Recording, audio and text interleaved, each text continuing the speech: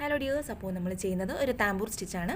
അപ്പോൾ താമ്പൂർ സ്റ്റിച്ച് എന്ന് കേട്ടിട്ട് ഞെട്ടണ്ട, നമ്മുടെ ചെയിൻ സ്റ്റിച്ച് തന്നെയാണ്. ഒരു ഡിസൈൻ കംപ്ലീറ്റ് ആയിട്ട് ഫില്ല് ചെയ്തെടുക്കുന്ന ചെയിൻ സ്റ്റിച്ചും ഉണ്ട്, ഫില്ല് ചെയ്തെടുക്കുന്നതിനാണ് താമ്പൂർ സ്റ്റിച്ച് അല്ലെങ്കിൽ താമ്പൂർ എംബ്രോയ്ഡറി എന്ന് പറയുന്നത്. അപ്പോൾ ഞാനൊരു താമരയുടെ ഒരു പിക്ചർ ഇങ്ങനെ വരച്ചെടുത്തിട്ടുണ്ട്.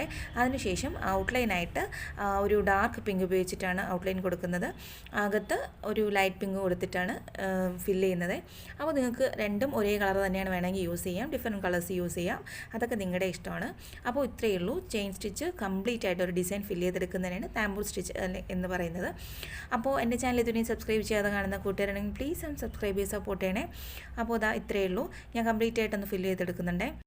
അപ്പോൾ ഇതൊരു ഡ്രസ്സിലാണ് ചെയ്യാൻ ഉദ്ദേശിക്കുന്നതെങ്കിൽ വേറൊരു ഫാബ്രിക്കിൽ ഇതുപോലെ സ്റ്റിച്ച് ചെയ്തെടുത്തിട്ട് നല്ല പെർഫെക്റ്റ് ആയിട്ട് കട്ട് ചെയ്തെടുത്ത് നമുക്ക് ഉദ്ദേശിച്ച ആ ഒരു ഡ്രസ്സിലോട്ട് സ്റ്റിച്ച് ചെയ്യാൻ സാധിക്കും. അപ്പോൾ അത് നല്ല പെർഫെക്റ്റ് ആയിട്ട് കട്ട് ചെയ്തെടുക്കുന്നെങ്കിൽ മാത്രം. അപ്പോൾ ഇതാണ് എൻ്റെ final result. Thank you for watching.